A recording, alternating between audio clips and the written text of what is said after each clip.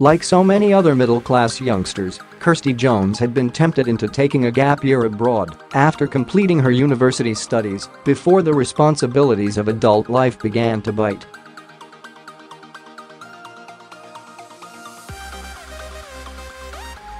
And with its palm-fringed beaches and turquoise seas, there was only one place she wanted to explore: Thailand, the most popular gap year destination of them all.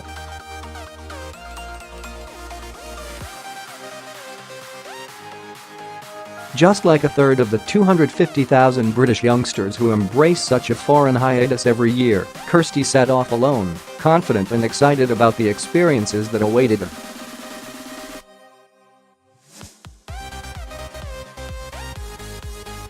While their 23-year-old daughter traveled, Sue and Lynn Jones watched impatiently for regular updates on her adventures.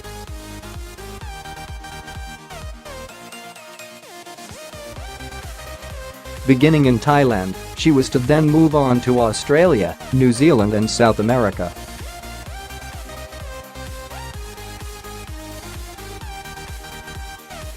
Kirsty's emails to her devoted parents told of wonderful jungle hikes through Thailand, elephant rides and visits to hill tribes.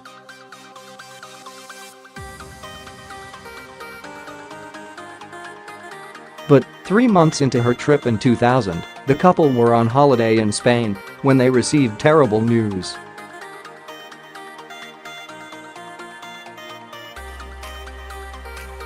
Kirsty had been found murdered in a backpacker hostel in the city of Chiang Mai. If that wasn't horrific enough, the way the couple were treated was truly shocking.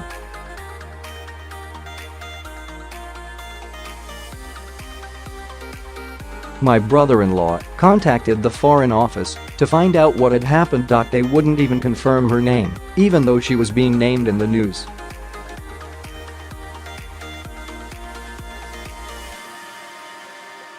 Nobody came to tell us what happened to her, said Sue. We got the earliest plane home from Spain and were watching the news the following day.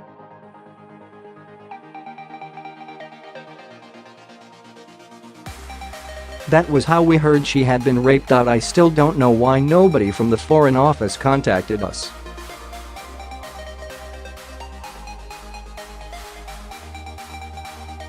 The devastated Jones family has since faced enormous difficulties in their quest to find justice for their daughter, who had just finished an English and Media Studies degree at Liverpool University.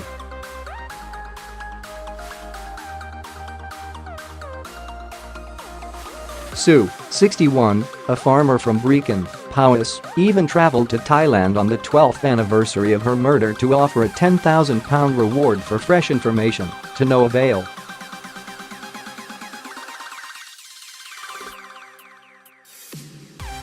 Her killer remains free. It's no cliché to say their experience is the embodiment of every parent's worst fears.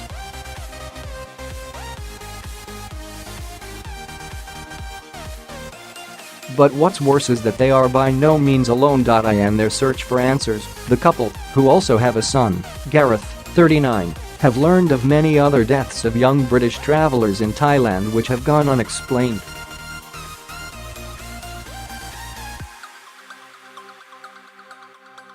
Tragically, there are dozens of parents who may never know what really happened to their children on their travels there.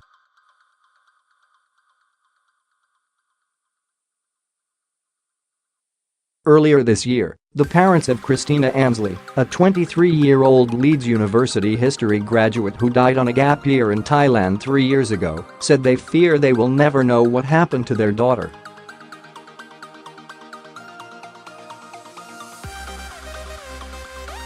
In January 2015, she was found dead in her bungalow on Koh Tao Island, one of the country's smaller tourist destinations.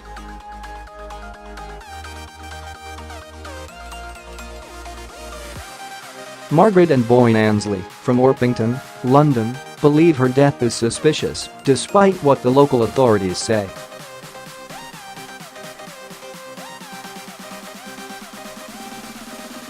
As appears to be so often the case in Thailand, the investigation into Christina's death was botched, with her body left for days in the heat of a temple, making it impossible to obtain accurate toxicology reports.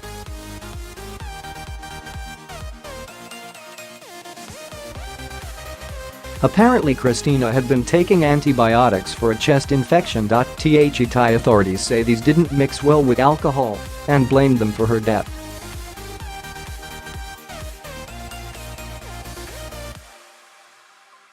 Yet the state of her body and the vague Thai findings meant it was impossible to know how she had died with any accuracy, and a subsequent British inquest into the death recorded an open verdict.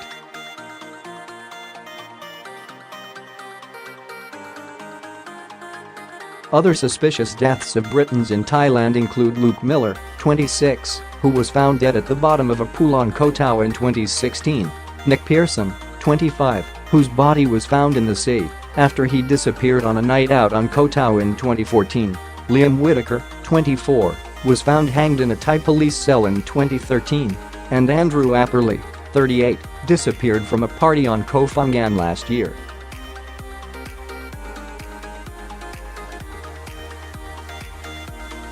There are concerns about the way tourist deaths are investigated due to the military junta's takeover of Thailand in 2014.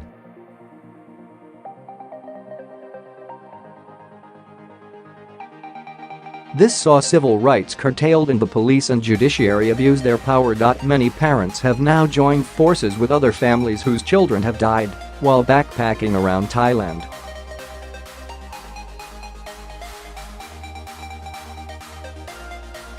Their group, called Mothers Against Murderers Abroad, MAMA, urges the British government to investigate these deaths and to publicize the dangers of traveling to Thailand.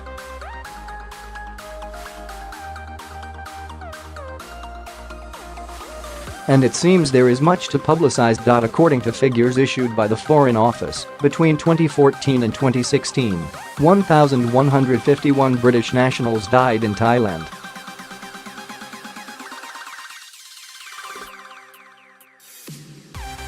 While many of these deaths would have been from illness or accidents, no fewer than 60 are classed under unknown reasons.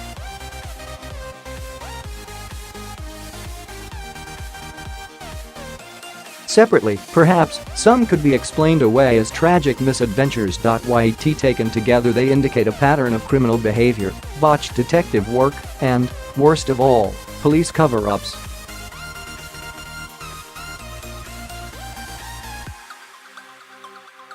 This is a presumed bid to preserve Thailand's lucrative image as the perfect travel destination.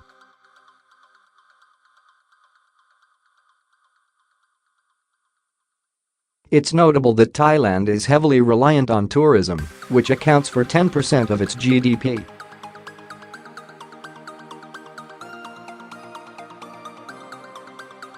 MAMA has taken its campaign to Downing Street with a petition of 16,000 signatures.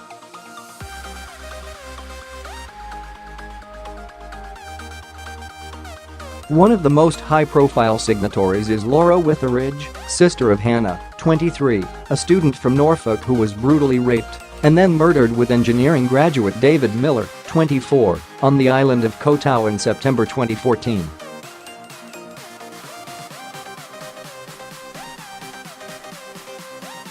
Two migrant workers were arrested and sentenced to death for the murders, but there are doubts surrounding the investigation after claims their confessions were obtained under torture.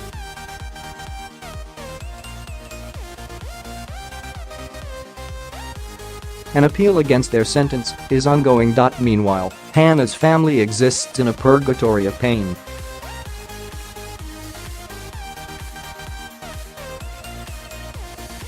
Laura has issued scathing attacks against the Thai police, accusing them of a bungled investigation.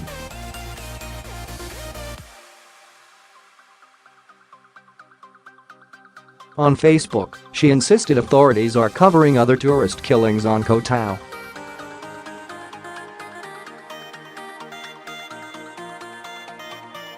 She even said, "Many Thais hate Westerners and have little or no regard for human life," and recalled things said to my bereaved family by Thai judges and court officials such as, "Why are you here? She is dead already."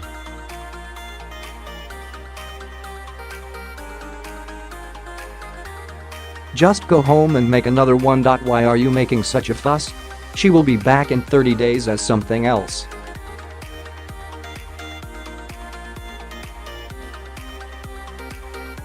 A reference to the Buddhist belief in reincarnation. She may have better luck next time.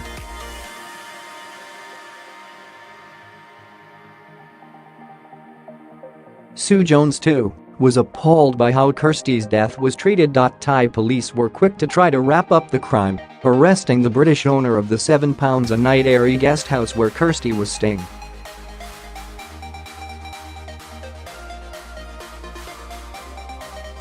However, he was later released after DNA recovered from Kirsty's sarong, which had been used to strangle her, found that her attacker was Thai.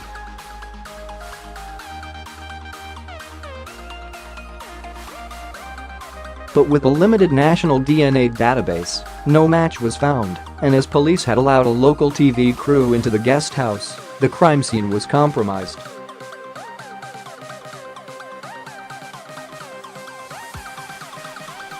The Thai police don't have the resources to investigate properly. It's all quite corrupt. You can't believe anything, says Sue.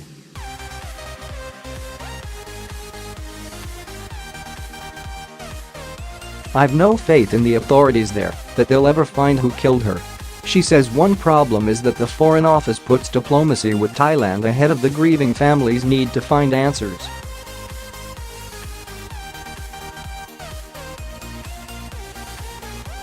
You should be treated as a UK national, no matter where you die, but once you leave the UK, no one seems to care about you.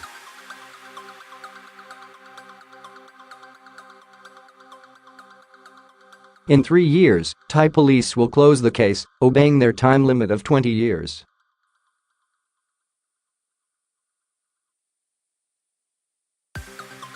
This stares at Sue. She was my only daughter, full of adventure and love. I can't bear to think about her last moments, how scared she must have been.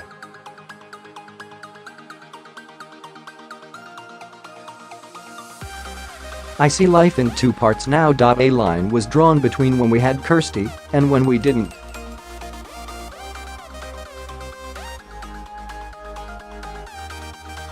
I miss her terribly and think about her every day, what she would be doing now, what she would think of things.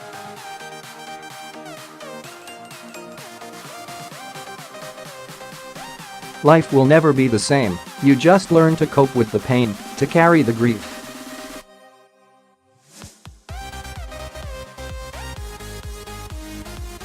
While Kirsty was killed on the Thai mainland, there appears to be a worrying trend of British youngsters dying on Koh Tao, just as Hannah Witheridge, David Miller and Christina Ansley did.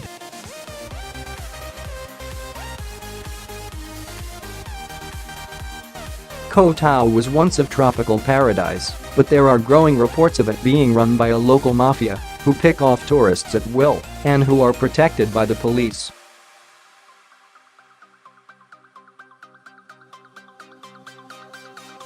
Foreigners, it seems, are fair game. Little wonder, you might think, that Christina's parents, Margaret, 58, and Boyne, 66, are active members of the Mama group.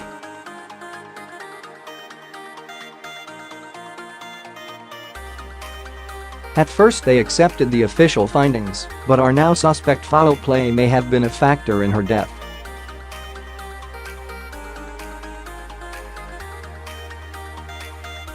There's part of me that doesn't want to know how she died, says Margaret, a personal assistant.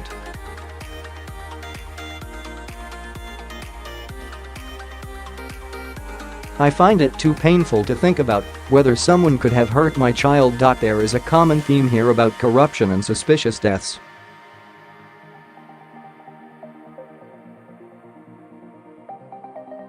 People need to be warned of the dangers of traveling there.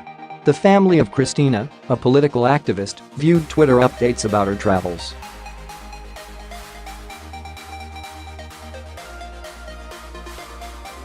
One of her last called Koh Tao one of the most beautiful places in the world. But when she failed to reply to a text message asking if she was okay, Margaret became worried.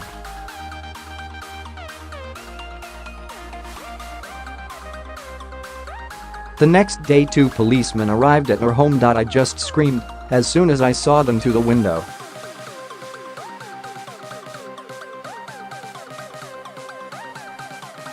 I instinctively knew why they were here. I was sobbing, no, no, no please, no. That was the worst moment of my life.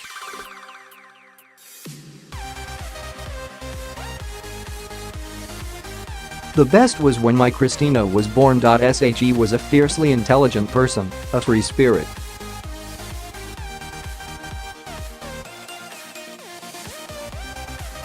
She adds, the police told us she had died in her hotel room, and there was no sign of foul play.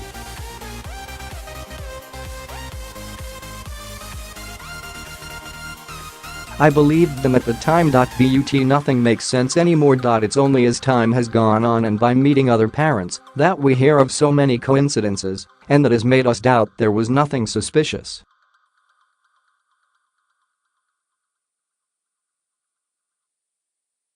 There are so many unexplained deaths on Koh Tao. Thai authorities don't investigate them properly, and we get conflicting information.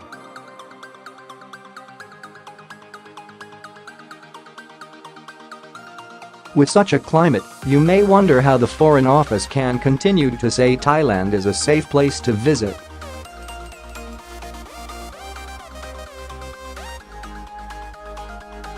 Indeed, the founder of Mama, Pat Harrington, who lost her son Ben in suspicious circumstances on Koh Tao, is scathing about this travel advice.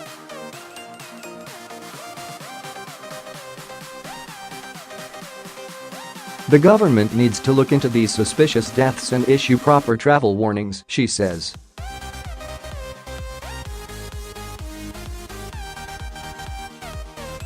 No family should ever have to go through the pain that we have. Ben, a 32-year-old IT consultant, had left for a trip of a lifetime with his younger brother, Mark, 28, in August 2012.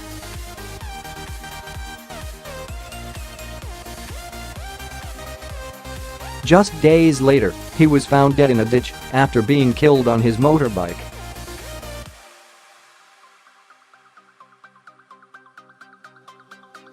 Local police insisted it was a traffic accident. Officers took no photographs of the scene and have no record of who found the body.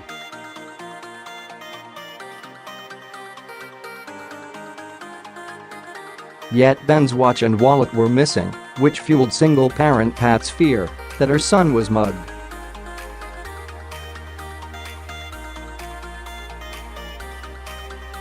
There have been reports of robbers using wires to knock over bikers in the area where he was killed.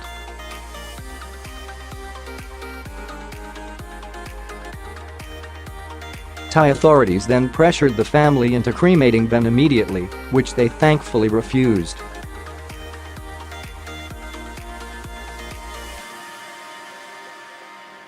Although a Thai post-mortem examination claimed Ben's head had turned towards his back 180 degrees, which would have broken his neck, a second autopsy in Britain said there were no neck injuries and that he had died from blunt trauma to his chest and a ruptured aorta.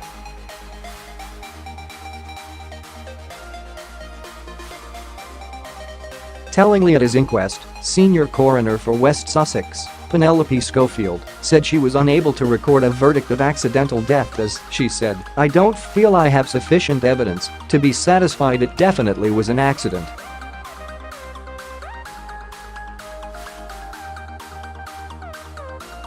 Pat, a 64-year-old nurse from Reigate, Surrey, who has another son, Luke, 30, was forced to turn detective herself.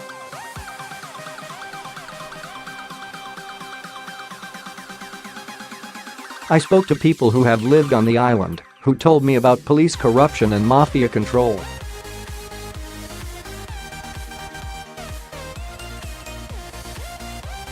I could see a pattern of suspicious deaths, passed off as accidents and suicides, which are all totally wrong.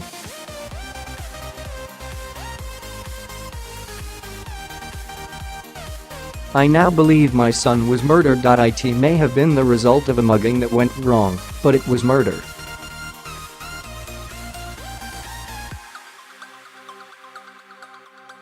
The Foreign Office says travel advice for Thailand is kept under constant review and, in a statement to the Mail, expressed its deepest sympathies to the families of Kirsty, Christina, and Ben.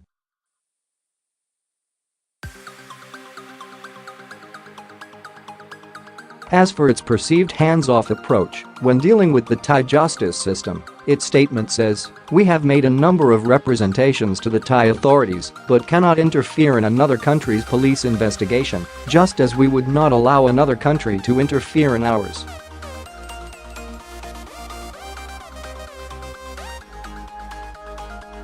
But for the heartbroken mothers of Mama, such words aren't enough. They want justice for their dead children and won't stop until they get it.